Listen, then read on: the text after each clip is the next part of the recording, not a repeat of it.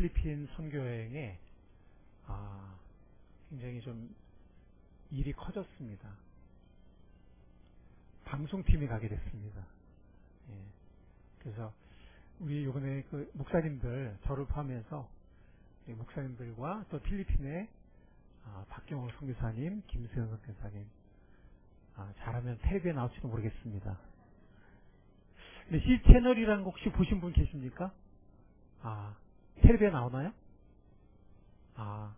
이번에 그 C채널 그 취재팀이 함께 주일날 저와 함께 같은 비행기로 들어갑니다. 그리고 소모, 사운드 오브 명지, 그 소모 팀에 15명이 팀이 또 들어가고, 그래서 이번에 또 함께 가는 우리 성도님들, 또 목사님들이 또 몇 분이 막판에 같이 가시게 돼서 한국에서 총 36분이 가세요.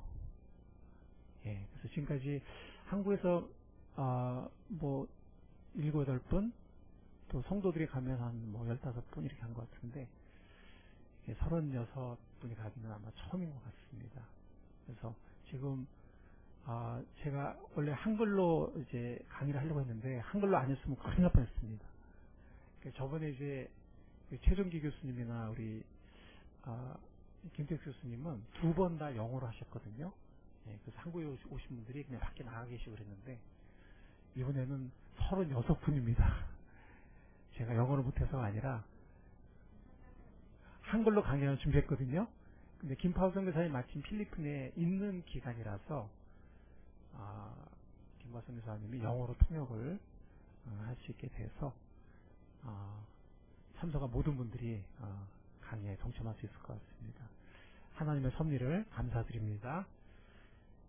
예, 그래서 요번에 또 요번이 6번째 학기로서 이 3년 과정에 그 패스터 스쿨이 이번에 1기 졸업생을 배출하게 됩니다. 그래서 어제 전화가 왔는데 그 박사 가운을 필리핀에 가져가야 된다 라고 연락을 받았습니다. 저는 눈앞이 캄캄합니다. 왜냐면 지금 여기서도 박사 가운이 더운데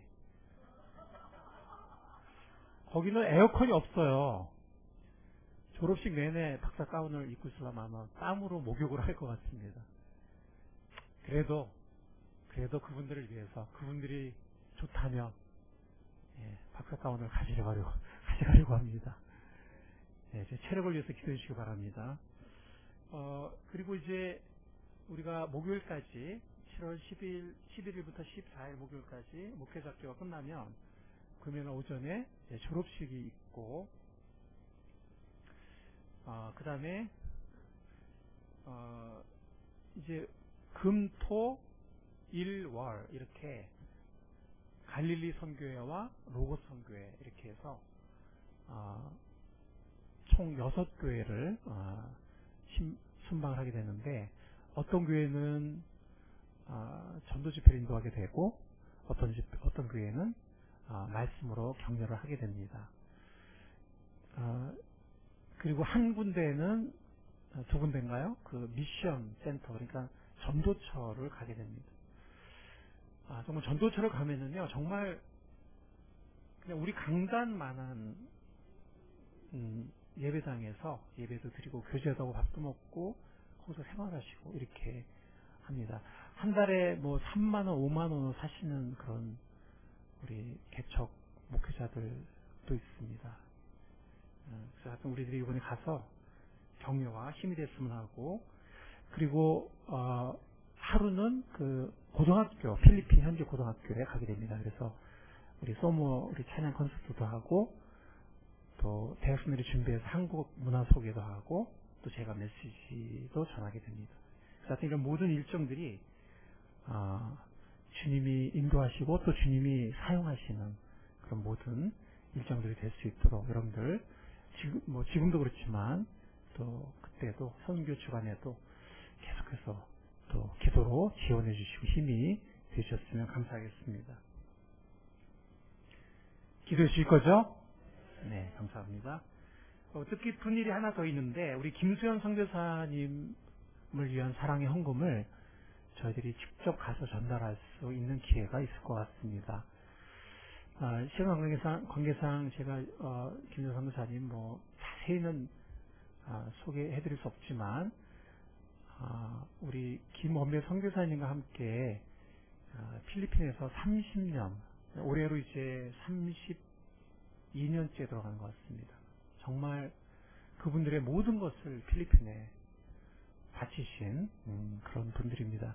그래서 우리 김원배 선교사님이 갑작스레 초청했을 때 제가 사실 2년 전 4월 달에 그 연합수양에 제가 이제 초청을 받아서 말씀을 전하면서 그분과 처음으로 같이 자고 같이 먹으면서 교제하기는 처음인 것 같아요. 그전에도 교제했지만 같이 자면서 교제하기는 처음이었던 것 같아요.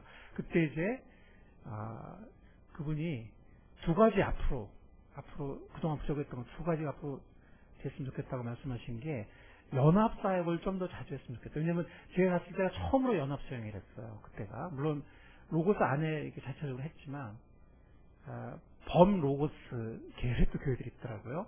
그 다음에 또 다른 또 이제 친교회에 있는 교회들 이렇게 연합해서 하기는 처음이었고 그래서 앞으로도 더 많이 했으면 좋겠다라고 그 열매 중에 하나 이제 목회자 학교인데 말씀하셨고 또 하나는 그 목회자 학교의 필요성을 말씀하셨어요. 그러니까 현지 필리핀 목사님들이 굉장히 열정이 있고 불행 열정과 선교 열정과 이런 열정이 있고 영혼 구원에 열심을 하는 분들인데 말씀을 해석하고 말씀을 잘 풀어서 가르치고 또 교회의 어떤 사역에 구체적인 어떤 방법론이라든지 혹은 여러 가지 조직이라든지 행정이라든지 하여튼 그런 거. 그 다음에 전체 사역과 이것을 뒷받침할 또 균형 있는 성숙한 신학 이런 것들이 굉장히 약하다. 이제 그런 말씀하셔서 그래서 어떤 전도의 열정 그런 어떤 강력한 전도자들이고 또 성경을 어느 정도 알고 있는 그런 분들이지만 훈련 어떤 깊이 있고 체계적 훈련이 약하다. 그로 인해서 또 많은 문제가 생긴다라는 걸 말씀하셔서 그때부터 이제 그분이 살아계실 때부터 목회자학교 얘기를 하기 시작했어요. 네, 그리고 저는 이제 계속 이제 주기적으로 갈 줄 알고 한국으로 돌아왔는데 그게 마지막 만남이었습니다.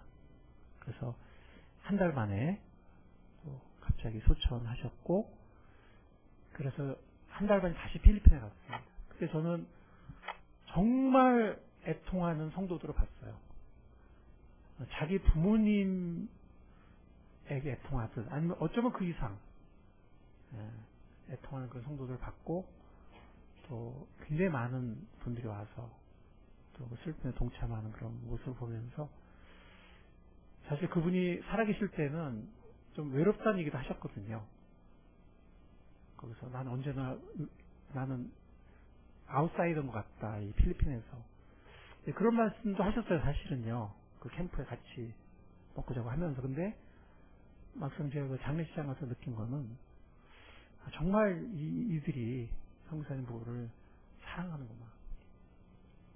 그걸 느꼈고 정말 그들의 진심 어린 눈물을 보았고 그래서 요즘에 한국에서 정말 이건 정말 이렇게 가족이 죽어도 이런 게 좀 드문데 얼마나 그 사랑했고 또 그들이 또 얼마나 성사님 부부를 사랑하는지를 느낄 수가 있었습니다.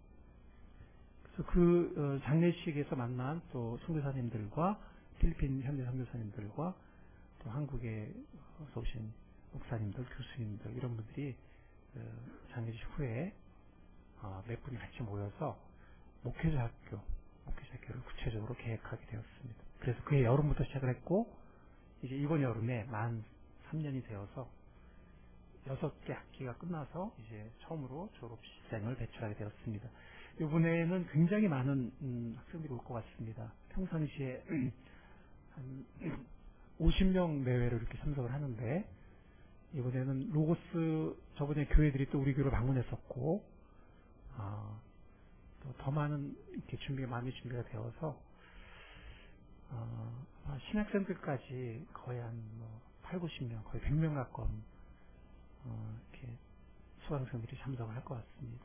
물론 그들이 다 졸업하는 건 아니지만 그래서 여러분들 기억해 주시고요.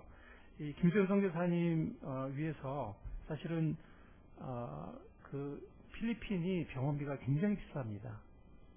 필리핀이 굉장히 비싸고 특히 외국인에게는 굉장히 비싼데 지금 보험 적용 후에 한 1250만 원 정도 액수가 된다고 하는데 한 절반 정도를 필리핀 성도들이 지금 감당을 하려고 하고 있습니다. 필리핀의 수입은 우리 수입의 10분의 1이 되지 않습니다. 그래서 그들이 600만 원 정도를 감당한다고 하면 우리나라로 보면은 6천만 원 이상의 그걸 감당하는 것입니다. 정말 그들의 형편으로 볼 때는 정말 큰 헌신을 하는 것입니다. 나머지 부분은 한국의 필리핀의 선교사님과 그 선교 열매들을 기억하는 분들에게 하나님께서 남겨주신 것 같습니다. 필리핀의 모든 것을 다 쏟아붓느라고 두 분이 한국에 별로 많이 나오질 않으셨어요. 그래서 한국에 구체적인 연결이 되어 있는 교회가 몇 교회 되지 않습니다. 이분들은 그냥 지금도 남편 돌아가셔서 저는 한국에 들어오실 줄 알았어요. 지금 김 선교사님이 그냥 필리핀에서 뼈를 묻겠다고 하시거든요. 혼자 계십니다. 남편, 아들인 우리 김파 선교사님이 가끔씩 왔다 갔다 하지만 그 두 분 다 정말 한국에 별로 안 나오셨어요. 30년 동안에. 그래서 이렇게 강력하게 연결된 교회가 몇 교회 되지 않아요. 그냥 기도하고 조금씩 평상시에 이렇게 매달 보내는 헌금하는 교회들은 꽤 교회가 있지만 어떤 정말 홈처치라고 할까요? 아니면 정말 이렇게 강력한 연결이 되는 교회들이 정말 별로 없습니다. 그래서 정말 여러분들 기도해 주시고 지금 어떤 교회가 지금 사랑헌금을 하는지는 제가 아직은 들은 바가 없어요. 아직은요. 그러나 성령님께서 몇몇 교회를 아마 감동하시고 인도하시지 않을까라고 추측을 합니다. 저는 얼마나 지금 참여할지 구체적인 건 알지 못하지만 우리 교회가 할 수 있는 데까지 우리 정성을 모아서 사랑으로 섬길 수 있기를 간절히 바랍니다. 왜 우리는 주어야 하는가 하는 것을 잠깐 세 가지 생각해 보도록 하겠습니다. 그러고 나서 우리 교회를 향한 하나님의 그 선교의 드림을 향한 우리 교회를 향한 하나님의 뜻을 빌립보 교회를 통해서 한번 생각해 보도록 하겠습니다. 왜 우리는 주어야 할까요? 준다는 게 너무나 당연한 것 같지만 왜 우리가 줘야 하는지를 한번 생각해 볼 필요가 있습니다. 왜 우리는 줘야 할까요? 주님께서는 마태복음 10장 8절에 이렇게 말씀하셨습니다. 거저 받았으니 어떻게 하라고요? 거저 주라. 누구의 말씀입니까? 예수님의 말씀입니다. 우리가 거저 많이 받았습니까? 거저 많이 받았나요? 한국의 최초의 침례교회를 세운 펜 위익 선교사님이라는 분이 계십니다. 성서 침례교는 아니지만 어쨌든 침례교회를 처음 세운 말콤 펜익 선교사님. 1884년 그가 청년 시절에 어머니의 간곡한 부탁, 즉 예수 그리스도를 구주로 영접하고 구원받으라는 간곡한 부탁을 받고 2년 동안 그가 구원의 길을 찾았습니다. 그렇지만 찾지 못했습니다. 그러다가 1886년 23세가 되었을 때 캐나다 토론토의 어느 길가 한 모퉁이에서 주님을 인격적으로 만나게 되고 구원받는 감격을 누리게 됩니다. 3년 후 그가 유명한 나이아가라 수양에 거기서 그는 선교사로 부름을 받아서 사역할 것을 결심하게 됩니다. 그렇지만 그는 신학훈련을 이렇게 6개월 성경학교 이런 거는 했지만 필리핀도 비슷하거든요. 필리핀에서 정식 신학교가 많지가 않고 6개월 1년 성경학교 좀 교회에서 운영하는 이제 그런 게 많은데 그런 거 훈련 받고 이제 목사가 되는 거예요. 근데 이 말콤 페니 선교사님도 신학훈련을 많이 받는 분이 아니었어요. 그래서 그것 때문에 마음에 주저하고 있었는데 과연 내가 정말 선교사 자격이 있을까 주저하고 있었는데 그때 나이아가라 그 컨퍼런스 수양회 끝나고 얼마 되지 않아서 선교제에서 막 돌아온 로버트 윌더 선교사님이라는 분의 간증을 듣게 되었습니다. 근데 그분이 뭐라고 했냐면, 다른 건 기억나지 않는데 그분의 한마디가 마음을 찔렀습니다. 그게 뭐였냐면, 사람들을 살리는 생수를 전달하는데 정말 온전하고 깨끗하고 멋있는 통만이 아니라 녹슬고 찌그러진 깡통일지라도 사람들을 살리는 생명의 물을 전달할 수 있다 라는 그 한마디 간증이 그의 폐부를 찔렀고, 그래서 그는 한국의 선교사로 결단을 내리고 선교사로 출발할 것을 결단을 내리게 됩니다. 같은 해 1889년 12월 8일 그는 한국에 도착하였고 46년간, 물론 이제 중간에 몇 년에 잠깐 다시 돌아가서 그 미국의 침례교 목사님에게 정식으로 몇 년간 신학을 다시 배우고 다시 중간에 돌아옵니다. 그런 중간에 그런 기간이 있긴 하지만 어쨌든 46년간 한국에서 정말 열정적이고 헌신적인 사역을 감당하시게 됩니다. 말콤 패닉이라는 책이, 그분의 전기책이 작년에 출간이 되었습니다. 원하시는 분들은 아마 보실 수 있을 것입니다. 시간 관계상 제가 그분의 전기를 자세히 설명드릴 수 없지만 한마디로 말씀드리면, 마치 그 필리핀의 김은배 선교사님과 그 김선 사모님을 거기 성도들이 선교사님, 사모님 이렇게 부르지 않고 목사님, 사모님 이렇게 부르지 않아요. 그냥 내디라고 부릅니다. 그 다음에 내니, 아버지 어머니라고 불러요. 그것이 모든 걸 설명할 수 있습니다. 그런 것처럼 이 패닉 선교사님도 그 전기를 보면 정말 이분이 돌아가실 때, 한국에서 묻혔는데 이분이 돌아가실 때 정말 재산이 남은 게 없었어요. 모든 것을 한국의 영혼을 위해서 다 내어주고 그 평생의 삶과 마음과 사랑과 물질과 모든 것을 다 내주게 됩니다. 허드슨 테일러가 한 번은, 중국의 선교 허드슨 테일러가 한 번은 가난한 중국의 가정을 방문했습니다. 아이를 아는 어머니가 누워 있었어요. 그때 허드슨 테일러에게는 3달러가 있었습니다. 지금으로 말하면 4,000원 정도 되는데 그 당시에 3달러는 적은 돈이 아니었습니다. 물론 그렇다고 큰 돈도 아니지만 그것이 그 당시 허드슨 테일러가 가지고 있는 모든 것이었습니다. 그때 허드슨 테일러는 이렇게 생각했어요. 나에게 5달러만 있었더라면 내가 2달러를 이분에게 주고 내가 3달러로 살아갈 수 있을 텐데. 그렇게 생각하면서 아기 어머니에게 위로의 말을 건네주었습니다. 낙심하지 마세요. 하늘에는 자비로우시고 사랑 많으신 하나님의 아버지가 계십니다. 그 말이 끝나는 순간 마음속에서 이런 소리가 들려왔습니다. 이 위선자, 사람들에게 사랑 많으신 하나님 운운하면서 주머니 속에 3달러를 움켜쥐고 있다니. 마음에 가치가 받은 것은 자기가 움켜쥐고 있던 3달러를 꺼내어서 아기 어머니에게 주었습니다. 집으로 돌아오는 그의 발걸음은 빈 주머니만큼이나 가벼웠습니다. 그러면서 그는 이렇게 기도했습니다. 사랑하는 하나님, 하나님께서는 가난한 자에게 주는 자는 여호와께 꾸이는 것이라고, 즉 하나님께 빌려주는 거다 이거죠. 말씀하셨습니다. 그런데 이번에 빌려드린 것이 너무 오래가지 않게 해주십시오. 그러지 않으면 저는 내일 점심부터 굶어야 합니다. 그러지 않으면 저는 내일 점심부터 굶어야 합니다. 이렇게 기도를 했어요.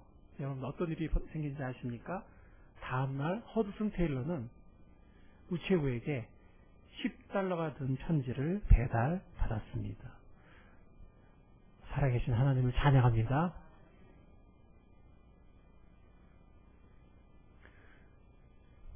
이런 작거나 큰 역사들을 경험하면서 살아갈 때 우리는 정말 하나님이 살아계시고 정말 하나님이 우리를 쓰시고 큰 거 받아 쓰시는 거 아니죠.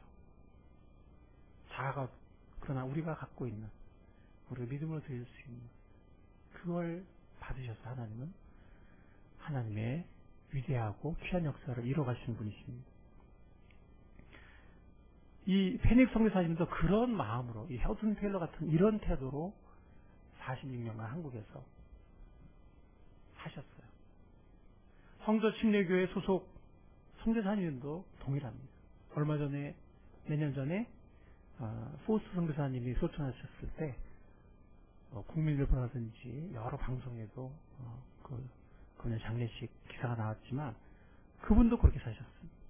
그분만이 아니라 많은 선교사님들이 페닉 선교사님처럼, 허드슨 테일러 선교사님처럼 정말 그분들이 가진 모든 것을 다 한국의 영혼들을 내어주는 그런 삶을 사셨습니다. 특히 성서 침례교회는 선교의 열정으로 유명합니다. 특히 미국에 있는 성서 침례교회들. 미국의 성서 침례교회는 50년대에 시작이 되는데 그 침교회가 시작되자마자 남침례교회에서 나와서 이렇게 시작이 됐는데 1년 만에 한국을 비롯하여 우리가 세계 선교될 때 굉장히 많은 나라들의 간증을 들었잖아요. 많은 나라들의 선교사를 파송하기 시작했습니다. 그래서 지금 미국의 성서침례교회 한 4,000교회 정도 되는데 그 비슷한 규모로 이렇게 어림잡는다면 규모에 비례할 때 선교 헌금의 액수가 굉장히 많습니다. 성서침례교회는.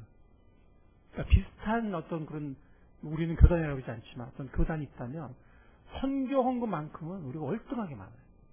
그러니까 성서침례교회는 정말 어떤 개척교회도 벌써 선교를 시작합니다. 그래서 이 성서침례교회는 미국에서부터 또 한국에서도 선교에 최우선 순위를 두고 선교에 많은 헌신을 하고 선교 열정을 가진 그런 침례교회입니다. 우리가 그런 자랑스러운 선조들이 있고 우리가 그런 자랑스러운 전통을 가지고 있으니 너무나 감사합니다.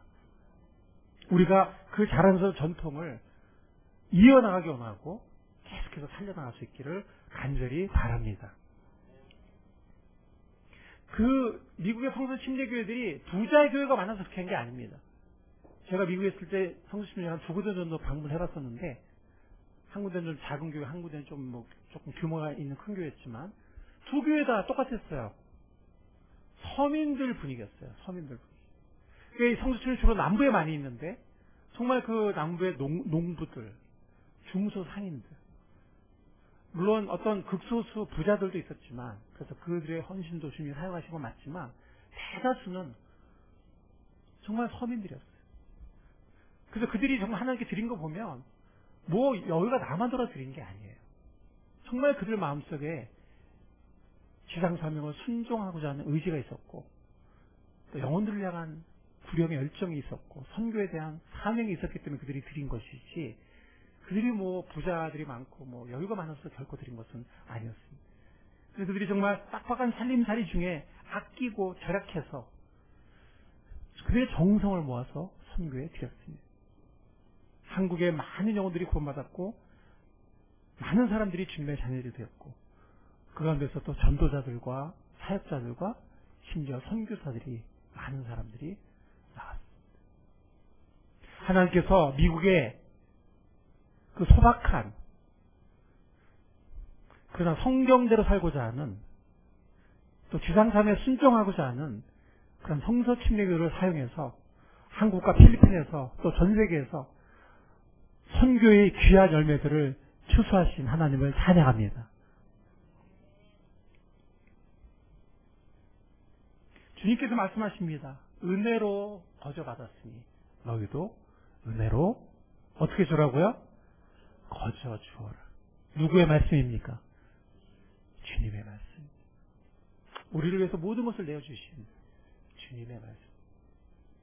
이 주님의 말씀을 마음판에 새기는 우리가 될 수 있기를 간절히 바랍니다.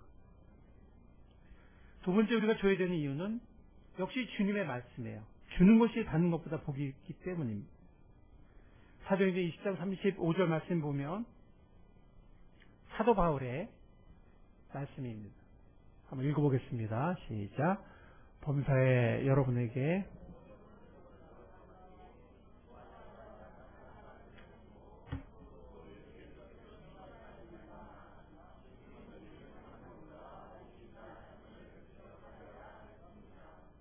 이건 사도 바울의 이제 예루살렘에 예루살렘에서 이제 묶인 몸이 되고 감옥에 갇히기 전에 마지막 사랑하는 에베소 교회 리더들에게, 자신의 열매들인 리더들에게 마지막으로 바닷가에서 만났을 때 마지막 사도 바울의 말씀이지만 그 속에 예수님의 말씀을 인용합니다.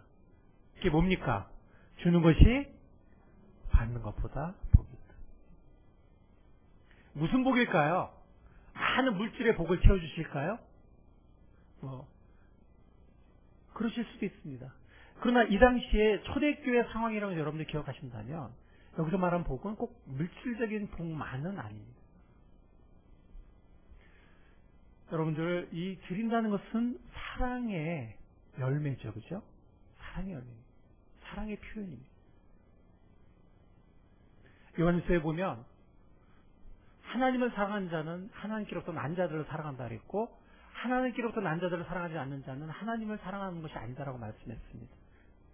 그리고 사랑의 계명을 지키는 자에게는 예수님이 자신을 나타내시고 3일차 하나님이 그들에게 와서 거처를 함께 하신다고 말씀하셨는데 그 사랑의 계명을 순종한, 그 계명을 순종하는 것을 요한일서에 보면 사랑의 계명이 가장 큰 겁니다. 나의 계명 안에 거하는 자, 가장 큰 것은 요한일서에 보면 사랑이에요, 사랑. 그래서 주님을 마음과 몸과 뜻과 힘을 다해서 사랑하려고 드리는 것과 또 형제자매들을, 같은 아버지를 모시는 형제자매들을 사랑하는. 그러나 요한일서 3장 18절에 나오는 것처럼 사랑하는 자 우리가 말과 혀로만 사랑하지 말고 오직 행함과 진실함으로 하자. 그러니까 주님은 그 계명 안에 거하는 자를 사랑하시고 그에게 자신을 나타내시고 사랑을 누리게, 훨씬 큰 사랑을 누리게 하시고 3일차 하나님이 함께 거하시는데 그 계명 중 가장 큰 것은 하나님을 사랑하고 형제자매를, 이웃을 사랑하는 그 계명이라는 것입니다. 그 계명 안에 거할 때 주님이 임재하신다고 하셨고 주님이 자신을 계시하신다고 하셨고 주님의 큰 사랑 안에 거할 것이다라고 약속하셨습니다. 그렇다면 이 주는 것은 사랑의 열매이기 때문에 주님께서 주는 자가 받는 자보다 복이 있고 주는 것이 받는 것보다 복이 있다고 말씀하신 이 말씀이 진리라고 믿습니다. 이렇게 사랑의 열매, 사랑을 실천할 때 사랑의 계명 안에 거하게 되고 주님께서 그들의 삶 가운데 거하시게 되며 하나님의 임재가, 하나님이 주시는 복이 그런 사람들 삶 속에 넘쳐날 줄 믿습니다. 세 번째, 우리의 드림으로, 누구의 드림으로요?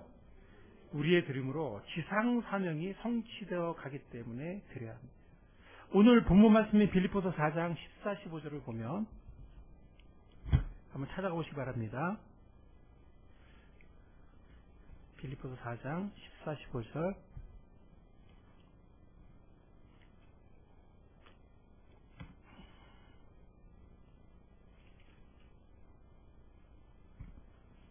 함께 읽겠습니다. 그러나 너희가 내 괴로움에 함께 참여하였으니 잘하였도다. 빌립보 사람들아, 너희가 알거니와 복음의 시초에 내가 마게도냐를 떠날 때 주고받는 내일에 참여한 교회가, 지금 사도 바울은 감옥에 갇혀 있습니다. 지금 그의 복음 사역, 선교 사역의 마지막 부분에 와 있어요. 이제 순교를 매년 잠시만 순교를 맞이하게 됩니다. 이 감옥에까지 빌립보 교회 성도들의 사랑의 손길이 찾아왔습니다. 감옥까지. 그런데 그 이 사랑의 손길은 복음의 시초부터 15절에 보면 빌립보 사람들아 너희가 알거냐 복음의 시초에, 즉 하나님께서 사도 바울을 쓰셔서 세계 선교를 시작하실 때 그 출발부터 내가 마게도냐를 떠날 때 어디를 떠날 때예요? 지금의 마케도니아죠. 메시도니아를 떠날 때 주고받는 내일에 참여한 교회가 그 당시에 너희밖에 없었다. 그러니까 지금은 사도 바울을 돕는 사람들이 여러 교회 있지만 사도 바울이 처음에 그 마게도니아를 떠날 때, 그러니까 2차 선교여행을 말하는 거죠. 그때 주고받는 일에 참여한 교회가 빌립보 교회밖에 없었다는 거예요. 빌립보 교회는 바로 마게도니아에 있는 교회입니다. 마게도니아 지역은 1세기 당시에 부자 지역이 아니었어요. 그러니까 고린도 교회는 좀 부가 있었어요. 고린도 교회는 무역의 중심지였기 때문에. 빌립보는 그렇지 않아요. 군사 기지가 있을 뿐이고 로마에 그렇게 부유한 도시가 아니에요. 빌립보 교회 큰 교회 아니에요. 가정교회. 몇 개의 가정교회가 있었을 뿐이에요. 아마 빌립보 교회 다 모아놔도 아마 그 1세기 이게 기록될 당시에는 한 우리 교회 정도 되었을 것 같습니다. 그래서 몇 개의 가정교회로 이렇게 흩어져 모이고 그랬던 것 같습니다. 복음의 시초부터 복음의 하나님이 사도 바울을 이제 부르시려고 하는 이 감옥에까지 사도 바울의 그 선교 사역을 하나님의 그 세계 선교 사역을 신실하게 물질로 후원한 교회가 빌립보 교회였습니다. 자, 이번에는 1장 3절 5절 3절과 4절을 여러분과 제가 교독하고 5절은 합독하겠습니다. 1장 3절 내가 너희를 생각할 때마다 나의 하나님께 감사하며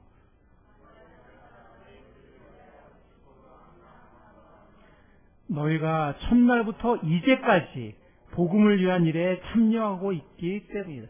다시 한번 사도 바울은 빌립보 성도들을 기억할 때마다 하나님께 너무나 감사를 드려요. 하나님을 찬양하고 마음에 너무나 감사가 넘쳐요. 왜? 복음의 시초부터 여기 나오잖아요.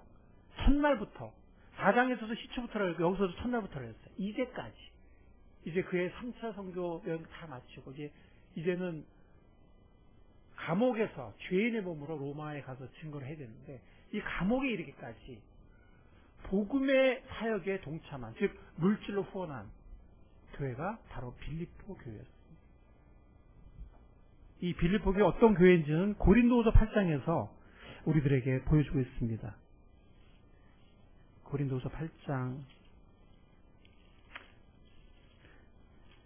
1절부터 5절까지 여러분과 제가 교독하고 5절을 합독하겠습니다. 고린도후서 8장 1절 형제들아 하나님께서 마게도니아 교회들에게 주신 은혜를 우리가 너희에게 알리노니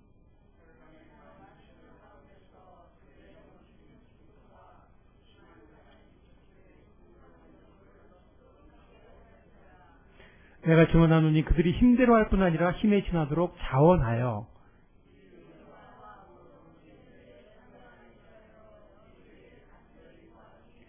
마지막 절 우리가 바라던 것뿐 아니라 그들이 먼저 자신을 죽게 드리고 또 하나님의 뜻을 따라 우리에게 주었도다.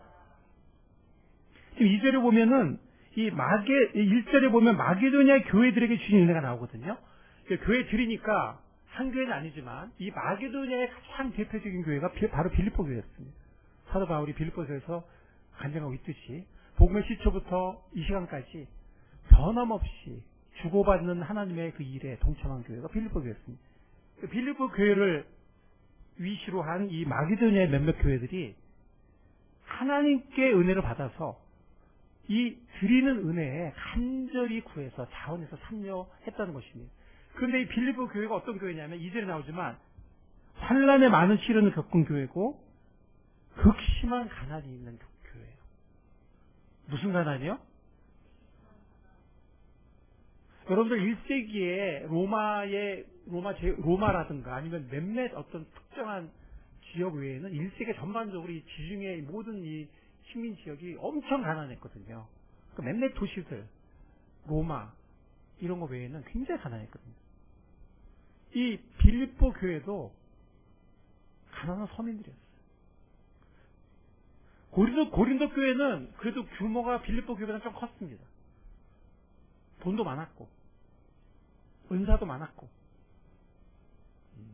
그런데 빌립보 교회는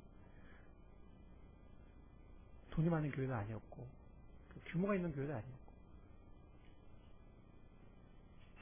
그럼 여러분들 이걸 생각해 보시기 바랍니다. 만약에 복음의 시초부터 이 마지막 복음 사역에 이르기까지 이 하나님이 쓰신 이 바울의 선교팀을 후원했던 빌립보 교회의 그 정성 어린 헌신이 없었다면 과연 역사가 어떻게 되었을까? 하나님만 아시겠지만 분명한 것은 하나님께서 그들의 소박한 교회지만 가난한 교회지만 큰 교회가 아니지만 그러나 그들의 정성 어린 헌신을 하나님께서 받으셔서 하나님이 섭리 가운데 역사 가운데 사용하신 사도 바울의 세계 선교 사역을 하나님께서 이루시는데 귀한 씨앗으로 귀한 미랄로 하나님께서 사용하셨습니다. 하나님을 찬양합니다. 뭐 엄청나게 큰 교회에서 뭐 힘이 있어서 뭐 이렇게 그게 아니고 하나님은 몇몇 가정교회들을 그들의 소원을 많은 물질은 아니었을지 모르지만 그들의 그 소원을 보시고 그들의 헌신을 받으셨어요. 세계 선교 곳곳에 복음을 전하고 영혼들을 구원하고 하나님의 교회들을 세우는 이 일에 하나님께서 그 정성, 그 헌신을 받으셔서 사용하신 하나님을 찬양합니다. 우리 교회가 그런 교회가 될 수 있었으면 좋겠습니다. 우리 교회가 그런 교회가 되기를 소원합니다. 우리가 큰 교회가 아니고 부자 교회도 아니지만 우리 살기도 너무 여유가 없지만 빌립보 교회가 그랬습니다. 자기들 사는 것도 너무 힘든 그런 교회였어. 그러나 그들의 마음속에 소원이 있어서 쓰임받기를 원하고 드리기를 원하고 했을 때 하나님께서 그것을 받으셔서 하나님의 생명의 역사에 아름답게 사용하신 것을 너무나 감사를 드립니다.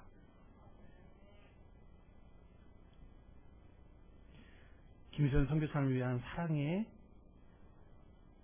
헌금이 필요하고 그리고 우리가 그 빌립보의 성도들처럼 우리가 그 은혜에 참여할 수 있습니다. 이것이 지나가면 우리가 그 다음엔 참여할 수 없을 것입니다. 그러나 아직은 우리가 그 은혜에 빌립보의 성도들이 소원했듯이 그 드리는 은혜에 참여할 수 있고 하나님께서 김수현 선교사님을 언제 부르실지 모르지만 아직도 몇십 개의 교회를 그분이 후원하고 있고 아직도 교회를 개척하는 데 쓰시고 계시고 또 많은 사역자들을 후원하는 데 그분을 쓰시고 계십니다. 이번에 위험한 고비가 있었지만 그분을 하나님께서 일으키시고 또 수술이 성공적으로 잘 끝나게 해주시고 조금씩이나마 그분을 건강을 회복하게 하시는 하나님을 정말 감사를 드립니다.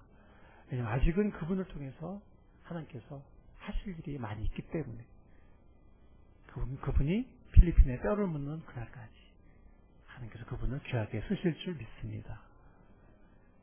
우리가 그분을 계속 기도하기 원하며 우리의 정성을 모아서 우리가 드릴 수 있는 우리의 성의를 모아서 이 은혜에 동참할 수 있기를 주 앞에 간절히 소원합니다. 다시 한번 우리가 그 마음, 그 소원을 가지고 이 메시지를 마치기 원합니다. 우리가 계속적으로 앞으로 필리핀, 미얀마, 가나 이런 이 선교제 영혼들을 위해서 거기서 고군분투하는 선교사님들을 위해서 힘이 돼주는 그런 교회가 될 수 있기를 간절히 바랍니다. 작지만 세계 선교에 쓰임받기 소원했던 빌립보 교회 성도들처럼 21세기에 부자도 아니고 크지도 않지만 그러나 그 귀한 우리의 정성을 들여서 하나님의 성교에 쓰임받은 21세기의 또 하나의 빌립보 교회가 주님이 기억하신 우리 꿈사랑 교회가 될 수 있기를 간절히 축원합니다. 주님 감사합니다. 이 아침 저희들에게 도전해 주시고